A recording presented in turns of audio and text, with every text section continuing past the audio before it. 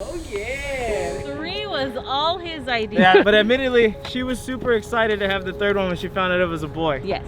She was like, I finally have my mama's boy. I am 31 years old. My name is Thomas Avalos, and I was born in San Jose, California, and I served in the United States Marine Corps for 10 years. Let's go! My newest adventure is getting into Rice and participating in the sport management program, which I just started yesterday. I think it's so different because he's a 31-year-old Hispanic male who didn't even make a 2.0 GPA in high school. He's lived this tremendous life way before he even considered starting the traditional way with going to school, going to university.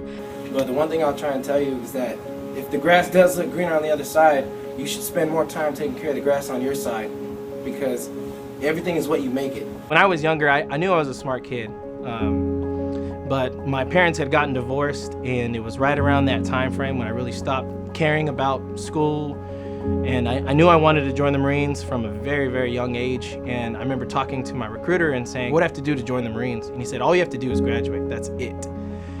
So I was like, okay, that was it. That was all I had set my goals for. Fast forward to my time in the Marine Corps, there was a very heavy emphasis on learning the material, knowing your job well, and performing your job well. In the Marines, that was when I got this focus and this drive to take what's on paper and use it as a practical application in the field, you know? He got out in 2017, so the first year and a half was really rough. He was kind of lost. He didn't know what he wanted to do. He was, trying to get into another job. He knew he didn't want to stay at the job that he was at, but he just didn't know which route he wanted to take. Then he said he was gonna go to school, and I said, hey, I'm all for it, go ahead.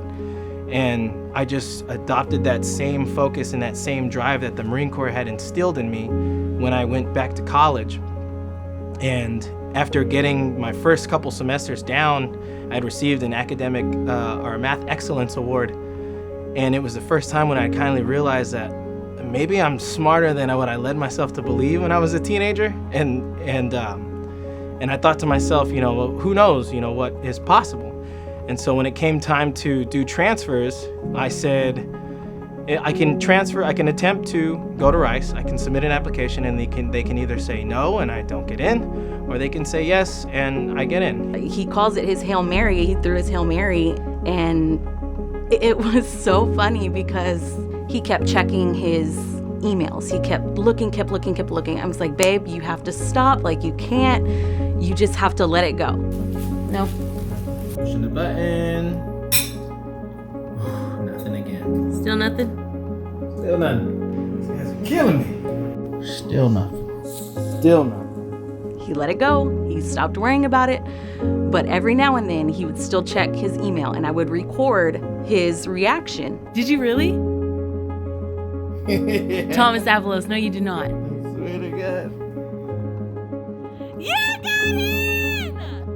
He was just sitting there in shock, and I don't think it hit him until maybe 2 or 3 days later. And then he was like, I got into Rice. I can't believe I got into Rice. He's like, I did it. He goes, I had no idea that I was going to be able to get in. It honestly just kind of hit me that, no matter where we come from and no matter how messed up our pasts can be. You're my professor for What is Hate? It's so great to see you in person. Pleasure to meet you as well, sir.